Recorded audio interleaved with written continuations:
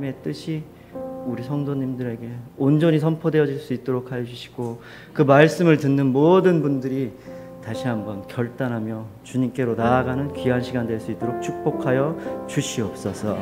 감사드립니다. 이 모든 말씀 우리 주 예수 그리스도 이름으로 기도합니다. 아멘. 할렐루야. 더운 아침에 또 이렇게 예배에 찾아주신 여러분을 주님의 이름으로 축복하고 환영합니다. 8월은 아무래도 아울리치가 많다 보니까 아침 예배 설교자들이 좀 이렇게 많이 바뀌기도 합니다. 그래서 제가 8월 달에 좀 많이 설교를 하게 돼 있는데요. 좀 너무 설교를 하는데 제가 좀 이렇게 준비하는데 어려움이 있을 것 같아서 우리 서원아 전수사님이 찬양을 해주시겠다고 흔쾌히 말씀하셔가지고 아침에 이렇게 너무나 은혜로운 찬양을 드릴 수 있고 또 기도를 할 수 있어서 너무 감사했습니다.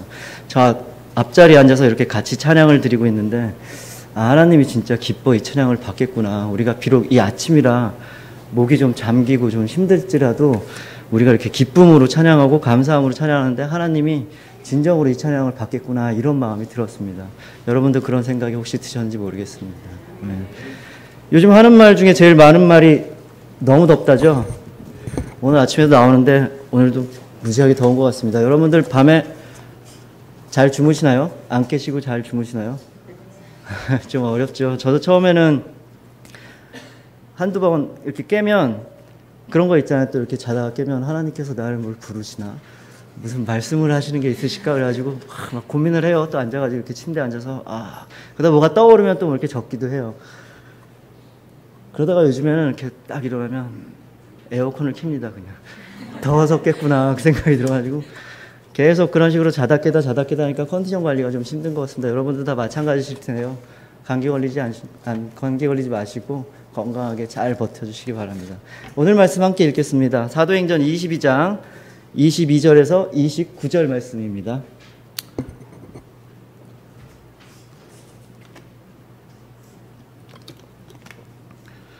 자, 한 절 한 절씩 교독하겠습니다. 제가 먼저 읽겠습니다. 이 말을 하는 것까지 그들이 듣다가 소리질러 이르되 이러한 자는 세상에서 없애버리자, 살려둘 자가 아니라 하여 천부장이 바울을 영내로 데려가라 명하고, 그들이 무슨 일로 그에 대하여 떠드는지 알고자 하여 채찍질하며 신문하라 한데,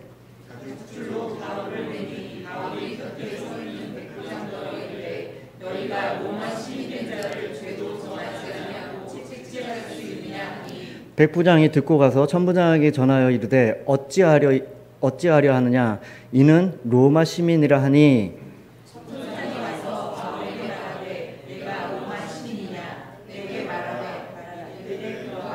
천부장이 대답하되 나는 돈을 많이 들여 이 시민권을 얻었노라. 바울이 이르되 나는 나면서부터라 하니, 신문하려던 사람들이 곧 그에게 물러가고 천부장도 그가 로마 시민인 줄 알고 또 그 결박한 것 때문에 두려워하느니라. 아멘. 자, 오늘 내일에 걸쳐서 바울이 만난 사람들 이야기를 나누려고 합니다. 오늘은 그 첫 번째 시간으로 오늘 바울이 만난 사람들을 한번 이야기를 나눠봅니다. 이 이틀간의 이야기가, 오늘 내일 진행되는 이틀간의 얘기가 성경에서도 좀 신기한 것이 이틀간의 기록입니다. 이틀간의 바울의 행적을 따라서 하나님께서 우리에게 주시는 그 메시지를 함께 나눠보고자 합니다. 예루살렘 성전에서 정결의식을 하던 바울은 그를 잡으러 온 아시아의 유대 사람들에 의해서 크게 위협에 빠지게 됩니다. 거의 죽을 뻔한 위기를 빠지게 됩니다. 그러나 그러한 위기 속에서 당시 치안을 담당하던 로마 천부장에 의해서 극적으로 구출됩니다. 그러나 바울은 안전한 로마 요새로 들어가는 대신 그 들어가기 앞서 자기 동족들 유대인에 대해서 자신이 믿고 있는 바 하나님, 그리고 자신을 만나주신 예수님에 대해서 담대하게 선포합니다. 차라리 영내로 그냥 들어갔으면 더 안전했을 텐데 그렇지 않고 바울은 선포합니다. 왜냐하면 바울 마음 가운데는 하나님이 가득하였던 것입니다. 예수님이 그 마음 가운데 가득하였기 때문에 바울은 그 예수님을 증거할 수밖에 없었던 것입니다. 사람들은 보통 자기가 생각하고 있는 것을 말하거나 행동을 합니다.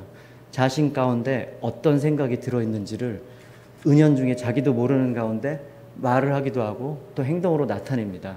그러나 본인은 정작 그 사실을 잘 모릅니다. 그래서 다른 사람들이 그 사람의 행동을 보면 아, 저 사람은 어떤 생각을 하고 있구나 쉽게 알아차리게 됩니다. 그런데 바울 안에는 자신의 생각, 자신을 위한 생각 이런 것들보다 오로지 예수님밖에 없었습니다. 예수님 생각으로 바울 안에는 가득 찼던 것입니다.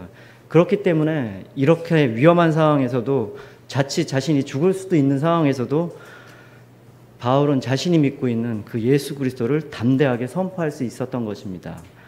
그렇게 바울이 어제 본문 말씀 같이 이렇게 자신 안에 계신 예수 그리스도를 담대하게 선포하자 유대인들은 사도행전을 통틀어서 한결같은 반응을 보입니다. 그들은 참 한결같이 똑같은 일을 합니다. 오늘 본문 22절 함께 읽겠습니다. 시작. 둘질러 이르되 이러한 자는 세상에서 없애버리자 살려둘 자가 아니라 하여. 유대인들은 바울의 이 이야기가 불편했습니다.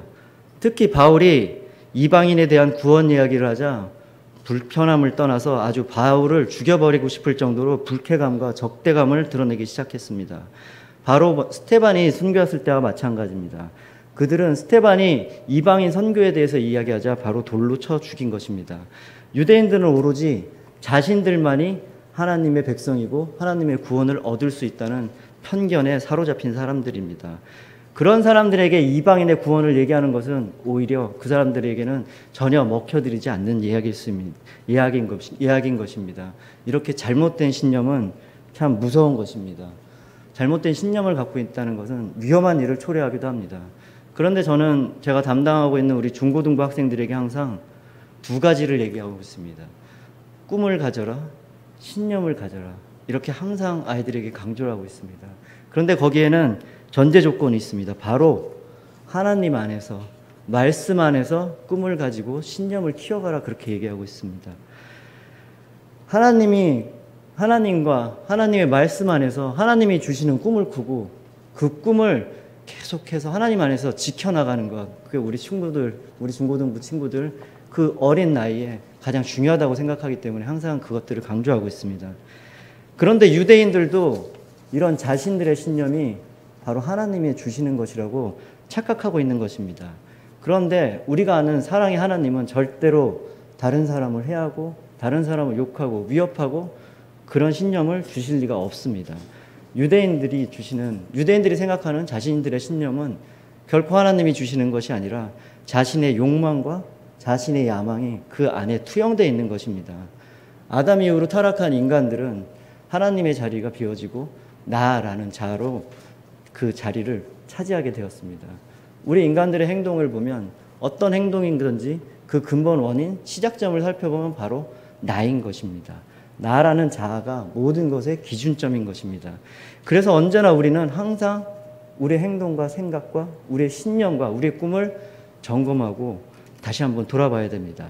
하나님의 말씀 안에서 우리의 신념을 반복해서 점검하고 잘못된 생각이나 행동을 바로잡아가야 하는 것입니다. 내 안에 하나님의 자리를 내가 빼앗고 있는 것인지 아닌지 항상 점검해야 합니다.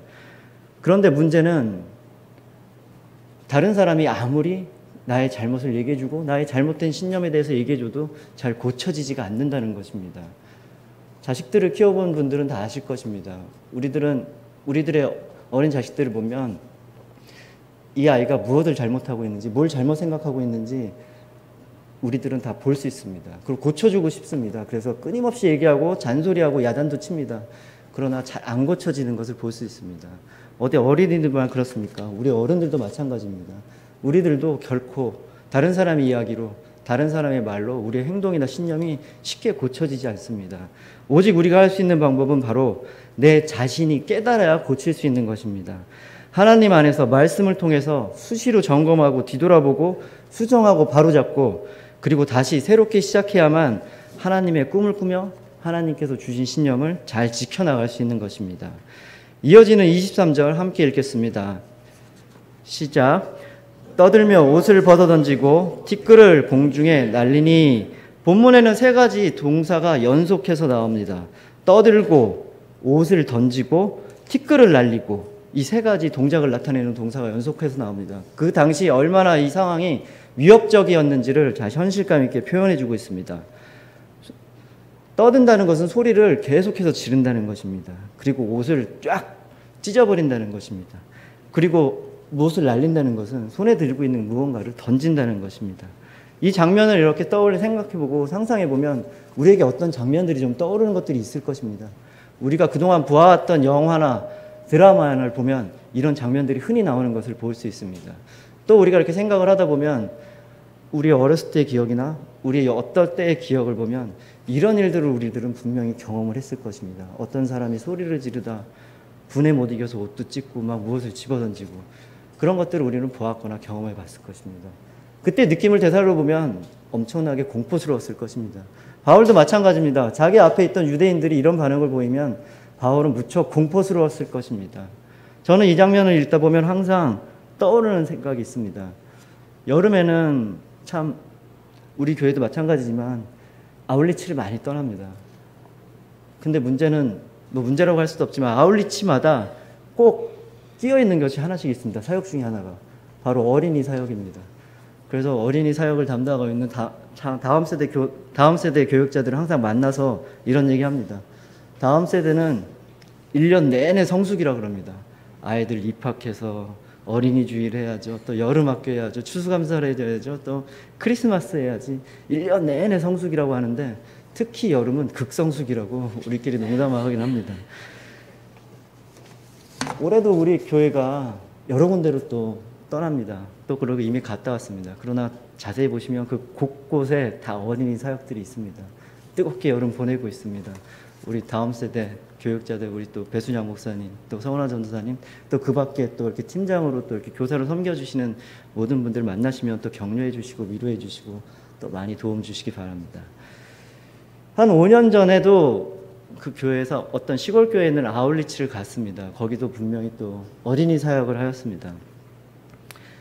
어린이 캠프를 진행하고 있었는데 그곳에 약간 분노를 이렇게 제어하지 못하고 화를 잘 참지 못하는 아이가 있었습니다. 요즘 흔히 얘기하는 분노 조절 장애, 뭐 정확하게 그 병인지 아닌지 모르겠지만 하여간 그 정도 수준에 있는 아이가 있었습니다. 평상시에는 찬양도 잘 따라하고 말씀도 잘 듣고 소그룹 활동도 잘하고 참여하지만 못마땅한 일이 있거나 자기 자신에게 좀 무슨 기분 나쁜 일이 생기면 아이가 금세 화를 내기 시작합니다. 여기서 나온 세 가지 동작 그대로 따라합니다. 일단 고래고래 아이가 소리를 지르기 시작합니다. 그럼 선생님들이 놀래서 가서 아이를 달래기 시작합니다. 이렇게 말리기 시작합니다. 그럼 아이가 옷을 막 찢기 시작합니다. 막 목 있는 부분을 잡아서 당기고 막 이제 두 번째 행동을 시작하게 되는 것이죠. 그리고 나서 이제 아이가 그렇게 하지 못하게 막 붙잡고 있으면은 손에 든 물건들을 막 집어던집니다. 그 집어던진 물건에 또 선생님들이 막 맞아서 다치기도 하고 또 아이들에게 던져서 또 다른 싸움이 일어나기도 합니다. 참 이런 아이가 있으면 난감합니다. 이런 아이를 어떻게 다뤄야 될지. 이런 아이가 또 쉽게 흥분을 안 가라앉히기 때문에 참 다루기가 어렵습니다. 그럴 때면 아이를 데리고 나가야 합니다. 데리고 나가서 이 아이가 가라앉힐 때까지 아무것도 못하고 가만히 지켜보고 있습니다. 그러다 아이가 어느 정도 가라앉히면 이 아이에게 또 좋은 이야기도 해주고 또 기도도 해주고 그래서 다시 예배 안으로 데리고 오고 이런 일을 반복합니다. 그런데 한 번 그 아이가 그런 행동을 보이면 그때부터 그 아이는 특별 관리입니다. 선생님 한 분이 전담해서 그 아이를 마크합니다. 근데 문제는 그 아이에게는 특권이 주어지는 것입니다. 예외가 주어지는 것입니다. 예배 시간에 예배 안 드리고 자기 마음대로 행동해도 그 아이의 심기를 건드릴까 봐 적당히 타협하면서 그냥 놔둡니다. 아이를 그냥 전체 예배를 위해서 전체 여름 캠프를 위해서 적당히 타협하고 그렇게 달래가면서 간신히 또 여름 사역을 마무리하게 되는 것이었습니다. 그런데 오늘 본문에서 보면 바울은 아마 유대인들이 자신이 이런 얘기를 했을 때 엄청난 분노를 내고 화를 낼 거라고 분명히 알고 있었을 것입니다. 그럼에도 불구하고 바울은 적당히 자신의 이방인 사역을 위해서 자신의 앞길을 위해서 그들과 타협하지 않았습니다. 바울은 그럼에도 불구하고 온전하게 하나님 말씀을 선포했습니다. 자신이 믿고 확신하는 하나님의 말씀을 정확하고 그리고 담대하게 선포했습니다. 두려움 때문에 하나님의 말씀을 피하는 것이 아닌 하나님의 말씀으로 꽉 채워져 있는 담대하게 하나님의 말씀을 선포한 것입니다. 현실의 어려움과 절대 타협하지 않았습니다. 그대로 자신이 믿고 있는 것을 그대로 선포한 것입니다. 우리는 어떻습니까? 우리는 때로는 다른 사람의 시선이 두려워서 또 우리가 있는 그 자리가 불편해서 우리는 바울과 같이 담대하게 선포하지 못할 때가 많습니다. 어쩌면 우리 안에 하나님보다 내 생각과 내 시각이 더 많이 자리 잡고 있어서 우리의 말과 행동으로 하나님을 올바르게 보여주지 못할 때가 있는 것 같습니다. 그러나 하나님께서 원하시는 것은 바로 우리 자신을 하나님으로 꽉 채우기를 원하십니다. 우리 자신 안을 말씀으로, 기도로, 또 예배로, 찬양으로 꽉 채워져서 이런 조건과 상황을 바라보는 것이 아니고 오늘 바울이 위기의 상황에서도 담대히 선포한 것 같이 우리도 우리의 구원자이신 예수 그리스도를 담대하게 선포하는 것을 하나님께서는 원하시고 계신 것입니다. 이어지는 장면은 로마의 천부장이 바울을 신문하는 장면이 나옵니다. 오늘 제목이 바울이 만난 사람들입니다. 오늘 두 번째로 바울이 만난 사람입니다. 바로 로마의 천부장입니다. 이 바울과 천부장의 대화는 아주 짧고 간결하게 되어 있습니다. 그렇지만 이 대화를 좀 묵상해 보면 하나님께서 바울을 얼마나 세밀하게 또 세심하게 보호하고 계신지 잘 드러납니다. 먼저 24절 함께 읽어보겠습니다. 시작. 천부장이 바울을 영내로 데려가라 명하고 그들이 무슨 일로 그에 대하여 떠드는지 알고자 하여 책찍질하며 신문하라 한대. 어제 본문을 보면 바울이 유대인 앞에서 하나님에 대해서 증거할 때 바울은 히브리 말을 사용했다고 하였습니다. 그런데 헬라 사람인 이 로마의 천부장은 이 히브리 말을 알아들을 수가 없기 때문에 바울이 어떠한 얘기를 했는지 알 수 없었고 바울이 무슨 얘기를 했기 때문에 이 사람들이 이렇게 화를 내고 분쟁을 일으키는지 도저히 알 수가 없었습니다. 그래서 바로 그 이유가 알고 싶었던 것입니다. 로마 식민지 통치에 있어서 가장 중요한 것은 그 지역의 질서와 안녕입니다. 조용히 아무 일 없이만 지나가면 그들 사이에 무슨 정치적인 문제, 종교적인 문제 이런 것은 전혀 관여하지 않았습니다. 그런데 오늘 바울이라는 자가 느닷없이 나타나가지고 조용했던 예루살렘이 시끄러워지기 시작한 것입니다. 천부장은 내심 바울이 귀찮은 존재라고 생각했을 것입니다. 어찌 보면 짜증나는 존재라고 생각할 수도 있습니다. 개울가에 풀어놓은 그 미꾸라지가 그 깨끗한 물을 다 더럽혀 놓는 것 같이 바울 때문에 조용했던 예루살렘이 이 시끄러워진 상황이 천부장에게는 좀 마음에 안 드는 상황이었을 것입니다. 그래서 그랬는지 천부장은 바울을 신문할 때 평화로운 방법으로 아주 훌륭한 좋은 방법으로 대하지 않았습니다. 마치 죄가 확정된 죄인 다루듯이 폭력적인 방법을 선택했습니다. 바로 바울을 가죽줄로 매고 책찍질을 해서 그 이유를 알아보기 시작한 것입니다. 그냥 단순히 책찍질을 한 것이 아닙니다. 그 당시 책찍을 보면 책찍 끝에 동물의 뼈를 묶었다 그랬습니다. 그것으로 사람을 치면 어쩌면 죽을 수도 있는 것입니다. 잘못 맞아서 머리에 맞으면 죽을 수도 있는 것입니다. 이 상황은 간단한 상황이 아닙니다. 바울에게 있어서 죽을 수도 있는 두 번째 아주 위험스러운 상황이었던 것입니다.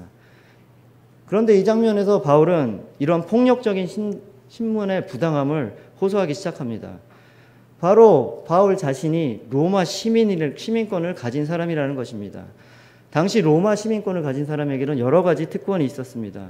그중 하나가 재판을 받아 형이 확정되기 전에는 고문과 같은 가혹한 신문을 받지 않는다는 것입니다. 자신은 로마 시민인데 판결을 받기도 전에 죄인 다루듯이 자신을 다루는 것은 법을 위반하는 것이다. 바울이 이렇게 호소하기 시작하는 것입니다. 바울이 이렇게 자신에 대해서 얘기하자 그 영내, 그 로마 군대 안의 분위기는 싹 바뀌었습니다. 그동안 천부장이 주도권을 갖고 가던 분위기가 이제 바울로 역전되어 버린 것입니다. 바울을 마치 죄인처럼 다루려 했던 천부장은 이제 슬쩍 은근히 겁이 나기 시작한 것입니다. 그래서 천부장은 대화를 시작합니다. 자신이 잘못한 게 있으니까 한마디로 꼬리를 내리고 바울을 달래기 시작하는 것입니다. 그래서 바울에게 묻습니다. 내가 진짜 로마 시민이냐? 이렇게 묻습니다. 바울은 간결하게 대답합니다. 그렇다. 그 말에는 바울도 나는 이미 약간 화가 나 있다. 당신들이 잘못했기 때문에 나는 기분이 나쁘다. 뭐 이런 바울의 마음이 좀 들어가 있는 것입니다. 그러자 천부장은 한 발자국 더 나와서 또 질문을 합니다. 로마 시민권을 어떻게 얻었냐는 것. 천부장은 자신은 돈을 아주 많이 들여서 시민권을 샀다고 합니다. 그리고 바울에게 물어봅니다. 당신은 어떻게 시민권을 얻었습니까? 바울은 담대하게 대답합니다. 나는 태어날 때부터 가졌다. 로마 시민권을 얻는 방법은 세 가지가 있다고 합니다. 첫째, 바울과 같이 태어날 때부터, 그러니까 아버지 어머니가 로마 시민권을 갖고 있으면 자동으로 로마 시민권을 받는 것입니다. 두 번째는 로마의 전쟁이나 어떤 큰일에 공을 세워서 시민권을 받는 경우가 있습니다. 그리고 마지막 세 번째는 이 천부장과 같이 돈을 아주 많이 주고 시민권을 얻는 경우가 있습니다. 로마는 당시 재정이 필요했기 때문에 시민권을 비싼 값에 팔기도 했다고 합니다. 근데 상식적으로 생각해보면 이렇게 돈 주고 산 시민권보다 바울같이 날 때부터 얻은 그 시민권이 한두 수 위 훨씬 더 좋은, 힘이 더 센 그런 시민권이라는 것을 짐작할 수 있는 것입니다. 그래서 이 대답을 들은 천부장은 더욱더 이 바울이 신경 쓰이기 시작합니다. 자기보다 한 수 위의 시민권을 갖고 있는 바울을 법대로 하지 않고 내 마음대로 다뤘기 때문에 걱정이 되기 시작한 것입니다. 그렇기 때문에 이 로마 시민권을 가지고 있다는 그 사실 하나 때문에 바울은 이후 절차에 있어서 이후 내용에 의해서 법에 따라 정당하게 재판을 받고 그 시민권 때문에 로마까지 가는 것을 우리는 볼 수 있습니다. 이렇게 하나님께서는 이 시민권이라는 것을 가지고 바울을 구출도 하시고 앞으로 계획도 진행해 나가는 것을 우리들은 이후 본문을 통해서 알 수 있습니다. 저는 여기서 질문이 있습니다. 천부장은 왜 그 시민권을 사려고 했을까요? 그 많은 돈을 들이면서까지 그 시민권을 사려고 했을까요? 아마도 그 시민권의 권한이 돈을 주고 살 만큼 가치가 있었던 것입니다. 그 특권이 돈을 그렇게 많이 지불할 정도로 큰 가치를 가지고 있다는 것입니다. 만약 시민권이 없었다면 천부장은 바로 그 자리까지 오르지도 못했을 것입니다. 그런데 바울은 자신의 서신서, 특히 빌립보서 같은 데를 보면 이 시민권을 우리들이 가지고 있는 하나님 나라의 시민권에 비유를 합니다. 우리들도 특권을 가지고 있다는 것입니다. 그 특권은 무엇입니까? 바로 예수 그리스도의 십자가의 보혈로, 십자가의 공로로 인해서 우리는 죽지 않고 하나님과 영원한 생명을 누리는 특권을 가지고 있다고 바울은 말하고 있습니다. 그런 특권을 로마의 시민권의 특권과 비유하고 있습니다. 그러나 로마의 시민권은 돈을 주고 살 수도 있습니다. 어떤 일을 훌륭하게 해서 받을 수도 있습니다. 그러나 우리에게 주는 특권은 예수 그리스도의 십자가로 인해서만 얻을 수밖에 없습니다. 우리의 어떤 공로도 필요 없습니다. 우리는 돈 주고 그것을 살 수 없습니다. 하나님께서 우리에게 선물로 또 은혜로 그 특권을 바로 주신 것입니다. 그렇기 때문에 바울은 이 세상을 살면서 그 특권을 생각하면서 우리에게 주신 그 천국 시민권이라는 것을 생각하면서 이 세상의 삶에 조금은 어려움이라도 기쁨으로 살아가려는 것입니다. 즐거움으로 살 수 있다는 것입니다. 능히 그것들을 다 이길 수 있다고 말하는 것입니다. 살다 보면 참 어려운 일이 많습니다. 특히 그리스도인으로서 의롭게 산다는 것은 생각보다 무척 어려운 일입니다. 또 이런저런 어려운 일들을 만나기도 합니다. 그러나 우리는 그럴 때마다 낙심하지 말고 절망하지 말고 우리의 시민권은 하늘나라에 있다는 사실을 깨닫고 바울의 말같이 담대하게 이겨나가시는 여러분 되기를 축복합니다. 저는 여기서 선포하고 축복합니다. 우리의 시민권은 하늘나라에 있습니다. 그러므로 그 특권에 맞게 은혜가 넘치고 기쁨이 넘치고 감사가 넘치는 삶 사시기를 주님의 이름으로 축복합니다. 천부장과 바울의 이 짧고 간결한 대화를 계속 이렇게 보다 보면 참 하나님께서 바울을 세심하게 보호해주고 계시다라는 것을 볼 수 있습니다. 또 한편으로는 바울 또한 하나님을 굳게 믿고 있구나. 하나님께서 나를 보호해 주시고 인도해 주시는 것을 굳게 믿고 있구나라는 것을 볼 수 있습니다. 바울은 그 급박한 상황에서도 두려워하지 않고 담대하게 행동하고 말했던 것입니다. 우리는 때로는 거의 우리 삶 전체에서 어렵고 힘든 순간이 찾아옵니다. 바울이 당했던 것 같이 그렇게 힘든 상황들을 우리 맞이하게 됩니다. 한 가지 일이 해결되고 나면 우리는 모든 것이 끝나고 불행 끝, 행복 시작이라고 생각합니다. 그러나 그렇지 않다는 것을 여러분들은 잘 아실 것입니다. 여러 가지 문제가 또 계속해서 반복돼서 일어납니다. 관계에 있어서 문제, 또 재정에 있어서의 문제, 또 건강에 있어서 문제, 수도 없는 문제들이 우리가 상상하지도 못하고 생각지도 않았던 문제들이 생각지도 않은 곳에서 툭툭 튀어나온 것을 우리는 경험합니다. 과연 그럴 때 우리는 어떻게 해야 됩니까? 오늘 본문에서 바울을 통해서 볼 수 있듯이 하나님께서 우리를 보호하시고 인도하십니다. 그 사실을 굳게 믿고 우리에게 주어진 이 어려운 상황을 담대히 이겨나가시기 바랍니다. 하나님께서 오늘 본문에 바울의 로마 시민권으로 구원하신 것 같이 우리가 다 알지 못하는 방법으로 우리는 다 알 수 없지만 하나님께서는 언제나 우리를 지켜주고 계십니다. 하나님께서는 우리 머리카락이 몇 개까지 다 세신다고 하셨습니다. 하나님께서는 이 침 한 번 꼴딱 삼기는 그 아주 짧은 순간에도 우리를 놓치지 않고 지켜보신다고 하셨습니다. 그런 하나님의 보호하심을 믿고 하나님의 인도하심을 믿고 굳세게 믿음으로 선포하며 나아가는 여러분 되시기를 주님의 이름으로 축복합니다. 아멘. 제가 말씀을 마치겠습니다. 제가 기도하고 시간이 많이 지났습니다. 제가 기도하고 주기도문으로 예배 마치겠습니다.